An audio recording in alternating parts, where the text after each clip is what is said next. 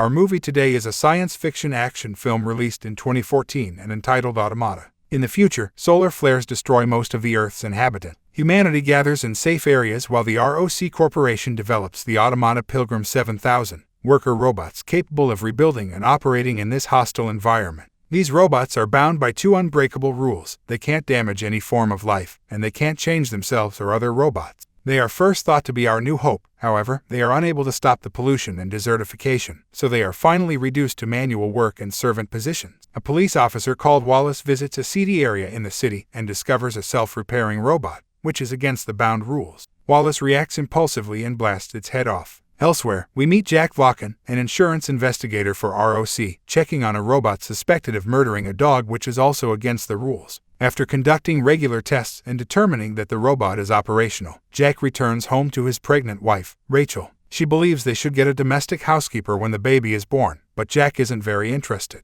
He lays his head on her lap as she speaks and daydreams about the beach he used to go to as a youngster. Later that evening, the police summon him to check something. When Jack learns that a Pilgrim robot has been discovered fixing itself, he is skeptical, but the forensic technician opens it up and tells him that it has been significantly upgraded. This highly intricate work could only have been done by a clocksmith. The technician hands Jack the robot's kernel and informs him that the unit was modified to smuggle tools. She also mentions that this device is missing the second protocol, which is hard to find. The next day, he reveals his findings to his employer, Robert Bold, who also does not think that a robot without the second protocol is possible. Jack wants to be relocated to the shore and away from here, but Robert declines and instructs him to clean up the mess because this could turn into a huge problem. Jack arrives at the wall that separates the city from the desert after following the serial numbers from the self-repairing robot and its changed pieces. He assumes one of the staff members performed the changes, using worker robots that also operate there. A worker informs him that the components belong to 206, a unit still operational in the field.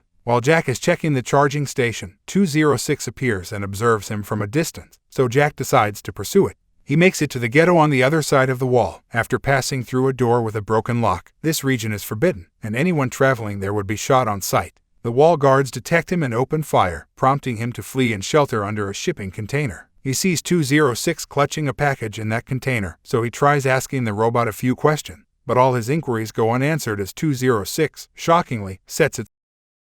Jack has the charred robot transported to ROC's laboratory and examined. This Pilgrim is likewise smuggling tools and components, but he also possesses a rare nuclear battery capable of powering a robot eternally. They are able to restart the robot, but as soon as Jack starts asking it questions, its circuits burn out, implying another self-destruct system to keep itself from talking. Robert is upset because he believes this is all Jack's fault, despite the fact that a robot would never. However, he agrees to allow him the transfer, provided Jack can demonstrate that a clocksmith is genuinely overriding the second protocol. When he goes home, he informs Rachel about the situation, but she rejects the notion and requests that he leave it alone. Jack decides to go back to the location where the first robot was shot. He scours the area and explores the murder scene for a while, until he discovers a secret bag with another nuclear battery. The next day, he meets with Wallace and his partner Ellis to question him about the day he shot the robot. Wallace agrees to assist Jack in locating the clocksmith in the ghetto, in exchange for a portion of the battery's black market revenues. They go to a red light district and encounter Cleo, a robot who has been designed to be intimate with people. She has the ability to cause pain if it is part of her client's desire for pleasure. Wallace, terrified, once again acts irrationally and shoots Cleo. He then flees the building, where Jack chastises him for his actions. Wallace hides his unethical and corrupt nature by claiming he shot Cleo on purpose, so that Jack may now wait for Cleo to be brought to the clocksmith, and then follow them. Wallace then threatens him with a knife, and reminds him that he wants the promised money before fleeing. Jack keeps to Wallace's plan, and follows Cleo's owner to the repair shop. There he encounters Dr. Susan Duper, who swears she did not modify Cleo. Jack gives her the burnt robot's kernel, and promises to give her his nuclear battery if she can figure out who changed it. When he returns home, he sends Robert a report on what he's discovered thus far, but the transmission is intercepted by ROC. The report is delivered to Chief of Security Vernon Conway, who forwards it to the CEO, Dominic Hawk. Hawk is mildly interested, so he delegates the matter to Cos Conway. Jack receives two messages, one from ROC advising him that the matter is closed and that he should return the kernel, and the other from Duper informing him that she has discovered something. Jack visits her in her lab, where he discovers Cleo repairing herself, because Duper combines the shot kernel with hers. Their conversation is abruptly cut short by the appearance of two youngsters, who shoot Duper and pursue Jack through the back door. Outside, he gets into a car, assuming it's his cabbie, but it's Cleo driving. She drives away as another car continues to ram them and even starts firing at them. They eventually make it to the desert, when both vehicles collide with a tangle of stanchion. Jack is injured after the henchmen are slain. Jack regains consciousness in the morning and asks Cleo for assistance. She seemingly abandons him. However, she returns a few hours later, having taken 3 additional modified robots with her. They put Jack in a car seat and pull it through the desert as they traverse it.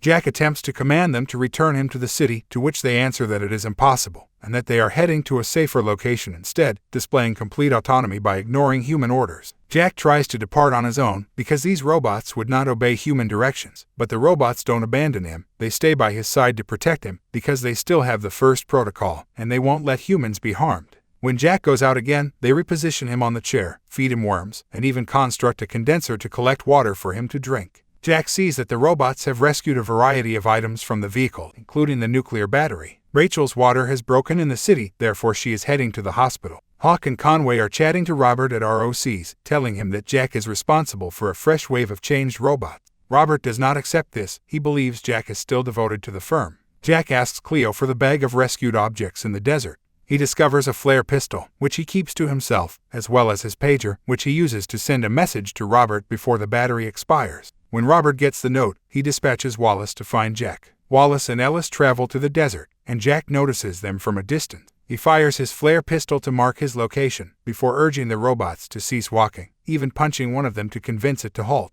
The cops quickly apprehend them, but Wallace hits Jack as soon as he gets out of the car. When he takes the nuclear battery and hands it over to Ellis, the robots order him to halt, so Wallace begins firing at them. He destroys 2 and is going to shoot Cleo, but Jack shoots him with the flare rifle. Ellis becomes terrified and flees in his car, refusing to accompany Jack back to the city. Jack can do nothing except watch in fear, as the 2 remaining robots scavenge as many pieces as they can get from the 2 destroyed pilgrims before fleeing. When he realizes he won't be carried around on the chair any longer, Jack takes what he can from Wallace's pockets and follows them. While camping, Jack informs them that he has an extra battery and would offer it to them if they transport him to the city. Cleo says that they will be at their goal tomorrow, and he may be able to locate a car there. Meanwhile, Hawk and Conway pay Robert a visit at his house and take him back to Rock to hear Ellis's report. Hawk reveals that the first Pilgrim robot had a quantum brain with no security procedures, but it got too intelligent and no longer required people. The final duty assigned to this unit before it was decommissioned was to program the 2 existing protocols. That is why they cannot be broken, since they were not made by humans and cannot be comprehended by the human intellect. Robert is dispatched to the desert, with Conway and 2 other cops, to track down and eliminate Jack, before additional robots advance beyond human comprehension. The next day, Jack and the 2 robots arrive at an abandoned factory, where he finally meets the clocksmith responsible for the changes, and is startled to learn that it is another Pilgrim that evolved on its own. He walks into the factory and discovers all of the illegal components on a table, ready to be put into some weird model. The robots begin working on this model once Jack leaves the room to get a vehicle, but they are lacking the final component, a nuclear battery. Jack discovers a car outside, but it is ruined, so he begins to lose faith. He approaches the cliff's brink, evidently contemplating jumping, when the clocksmith robot joins him. After some philosophical debate, it admits they want to travel to the radioactive area where people cannot reach them, but they need one more item to do so. Jack comprehends and hands over his nuclear battery. When night falls, Robert's squad discovers Wallace's body and decides to stay until Conway receives a message stating that 2 females would be joining them. A few hours later, another vehicle comes, carrying Rachel and her newborn daughter. Robert is irritated by this and refuses to use Rachel as bait. When Conway prevents him from returning, Robert shoots him in the shoulder and is wounded in response. Jack watches the Pilgrims finish their masterpiece after drinking and dancing with Cleo. They give life to an animal-looking robot using the nuclear battery. After that, he falls asleep, only to be awakened the next morning by the sound of an engine. Jack takes the vehicle to leave, after thanking and saying goodbye to the robots that restored it for him. However, he has to stop the car midway to throw up, and it is at this point that he spots scavenging birds flying around, allowing him to locate Robert. He accuses Jack of treason and tells him they have kidnapped Rachel, before passing away in his arms. Conway and his squad arrive at the abandoned factory and begin firing on the robots, prompting one of the Pilgrims to leap off the cliff. When the clocksmith Pilgrim refuses to obey, Conway shoots it before recovering its kernel, and he is ready to end Cleo as well. When Jack appears in the vehicle, they shoot at him, but he continues driving as Rachel snatches a knife from her captor and stabs him with it, allowing her to flee. Jack hits 2 of the guys with the car and shoots a third with a shotgun. He steals from one of the corpses before fleeing inside the plant, while the animal-looking robot distracts Conway. Conway also enters the facility and locates Jack on the top level. He raises his shotgun at Jack, after accusing him of abandoning his own people, but the animal-looking robot appears and pushes him down the cliff. Jack grabs his own shotgun, thinking he might need it to protect himself, but Rachel and the baby interrupt him. Cleo watches as the pair reunite. Her delicate fingertips cause the infant to stop sobbing when she dares to touch her. Jack assists Cleo and the animal-looking robot in reaching the other side of the cliff, following which, he and his family leave in the vehicle. The movie ends with them ultimately reaching the coast, where Jack smiles because he thinks there might be a better future awaiting him and his family.